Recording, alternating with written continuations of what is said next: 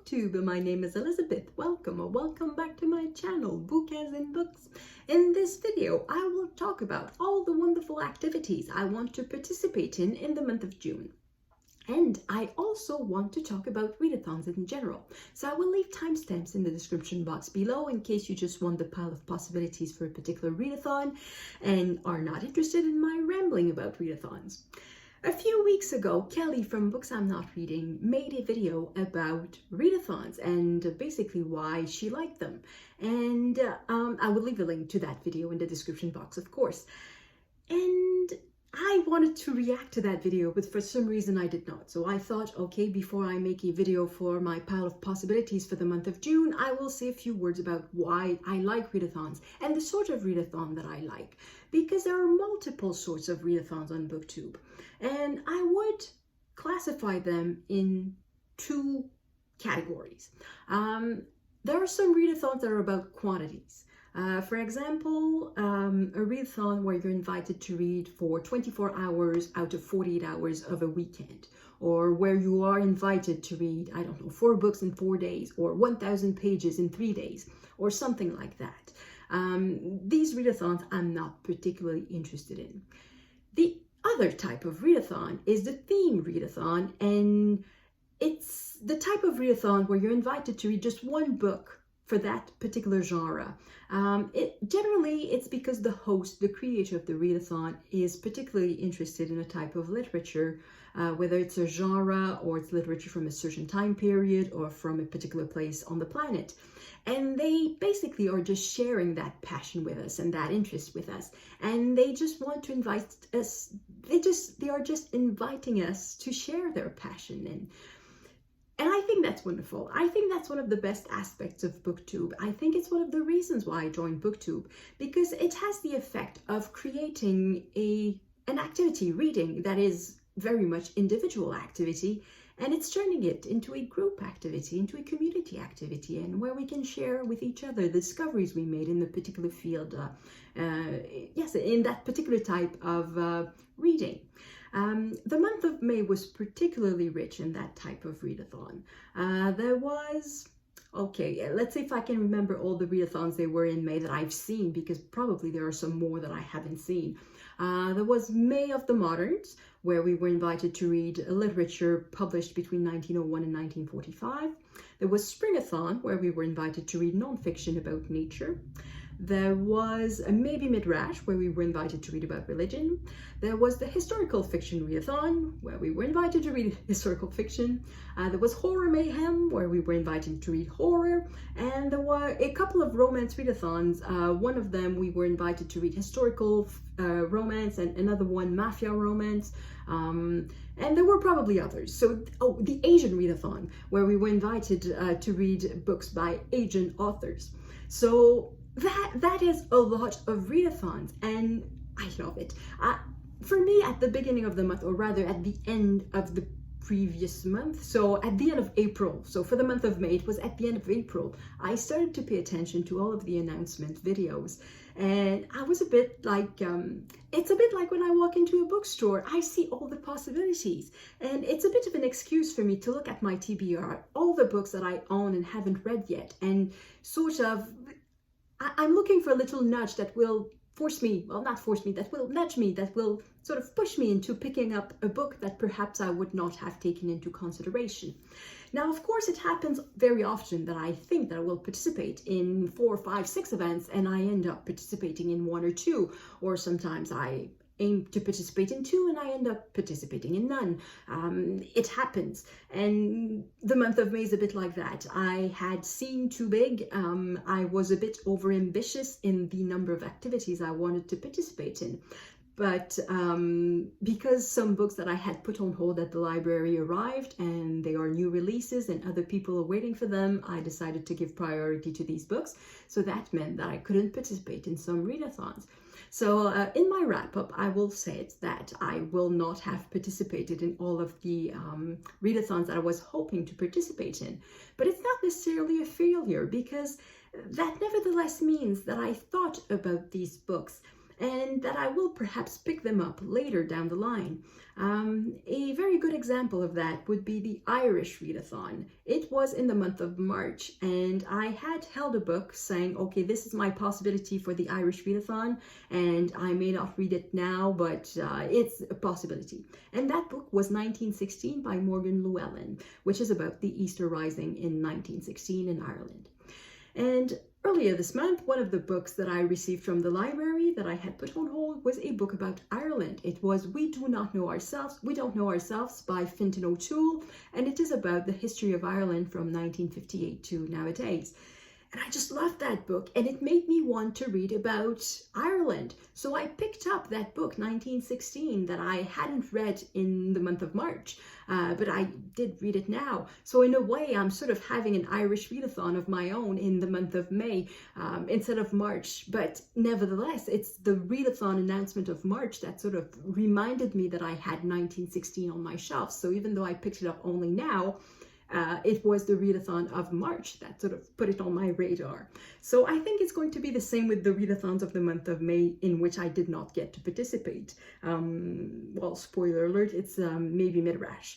I was hoping to read 2 books about religion, one fiction and one non-fiction, like Jason invites us to do.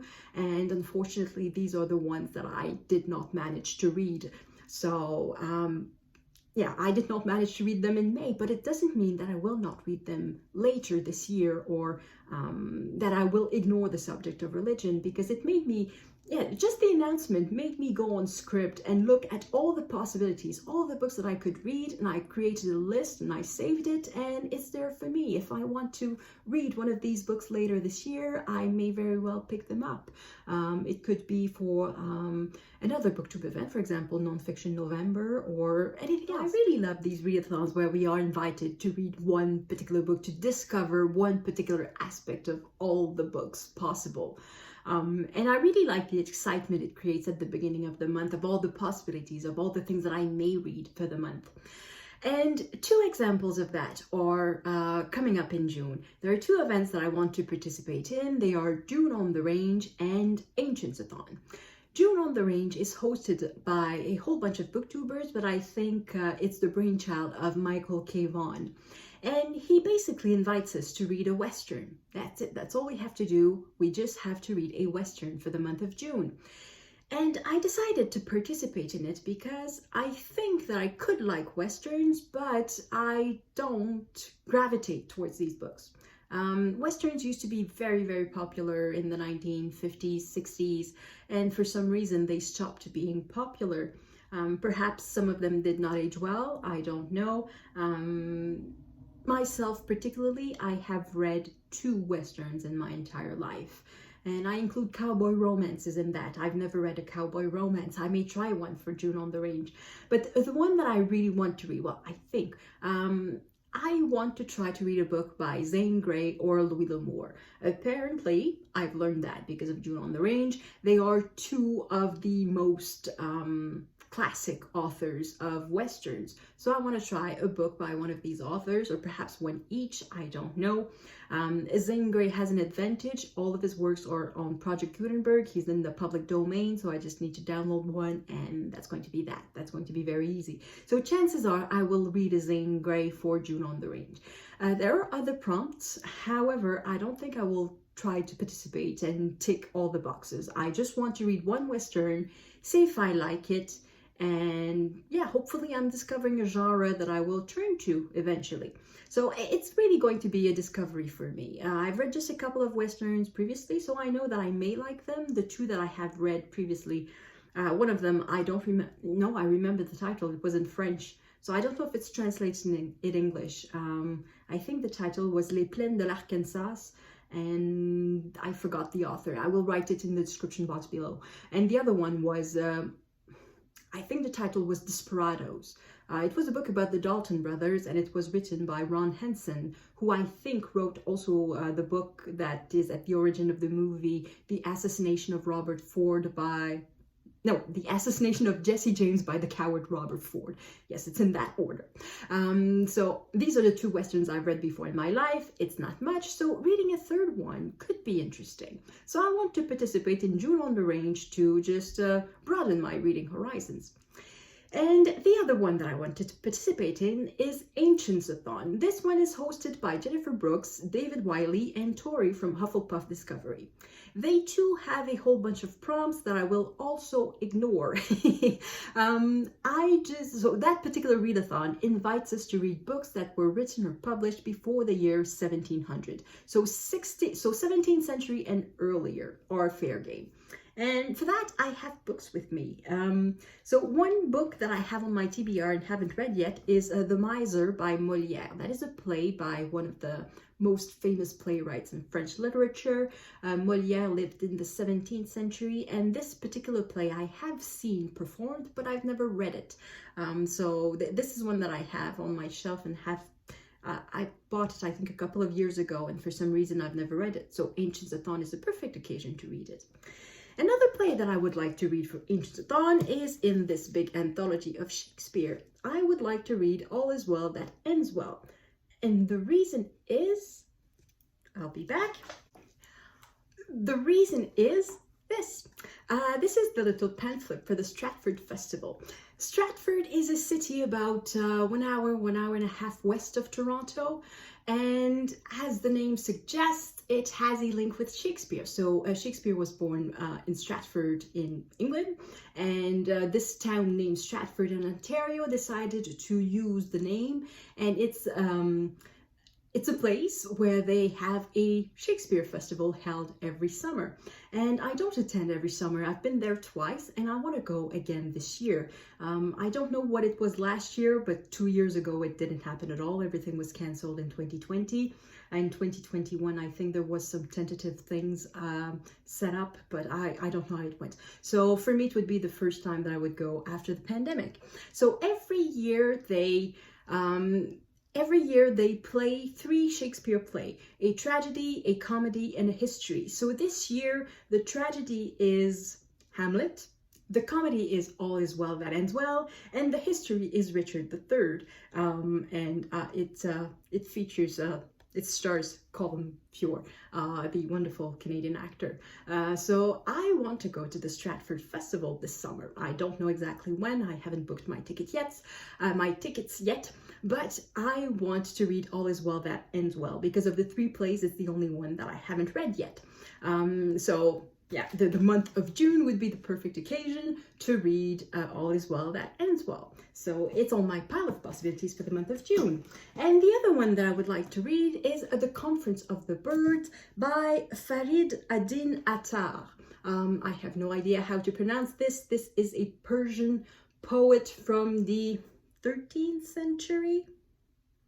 Does it say? Yes, 13th century, no, 12th century. So at the end of the 1100s. And I don't know exactly what it's about. I think it's about birds having a conference. But beyond that, I don't really know what it is. I have read just 1 page of the introduction here. And as you can see, the title is in French. So it's a French translation. It said in the opening page that this was only the 2nd time that work received a full translation in French. The first one was in 1863, so a full 500 years after it had been originally written. And that 1863 translation was not in verse, but the original is in verse. So this one is the first full French translation in verse of that particular work. So that is a book I would like to read for the month of June. Now, of course, I don't know if I will get to it. This is a library book, so maybe if I see in 3 weeks that I haven't started it yet, I will just bring it back to the library. I won't hold on to the copy just for the sake of it. And yeah, the reason that I don't know if I will read all that I want to read for the month of June is that there's the BookTube prize. It's going to be the semi-finals beginning in the month of June. Chances are I will be selected as a judge because so far I've judged only 1 round, and priority is given to the people who have judge the fewest rounds. So I will in all likelihood be a judge for the semi-finals, and I don't know yet what the books I will have to read will be. So I'm very curious about that, and I of course have to give priority to the BookTube prize because yeah, I'm a judge. So I want to do my duty as a judge for the BookTube prize. So these are the 2 or 3, if you include the BookTube prize, events that I will participate in the month of June. I think it's just awesome that these type of events exist. Now, in the month of June, in the previous years, there had been Readathon. It was a 1-week or 2-week event where we were invited to read books by authors from the Caribbean. I haven't seen the announcement yet. I do subscribe to the channels that generally host that event, so if the announcements, if I haven't seen it, it's because it's not out there yet. Maybe there will not be a Readathon this year. I don't know. I hope there is. So if there is one, I have a book ready for that. I have a book by an author from Haiti just right there on the shelf. It's the one where you see a little pink something there. That's the book. And I know that a lot of people use the month of June to read books by LGBTQ plus authors or on LGBTQ plus topics because it's Pride Month in the US and perhaps in Britain too, I don't know. So I know that a lot of people read, sort of do a Pride Month readathon in June. However, I haven't seen any official announcements for that, and I won't necessarily focus on that. So I will focus on the readathons that have been announced. So I think that's it. That's what I had to say about readathons. I think they're wonderful events. I will try to participate in as many as I can. However, I don't put myself under any pressure. If I can't, I can't, and that's just that. It's just a whole bunch of fun for me. I love watching the announcements. I love watching the TBRs or the pile of possibilities. And then I love watching the wrap-ups at the end of the month.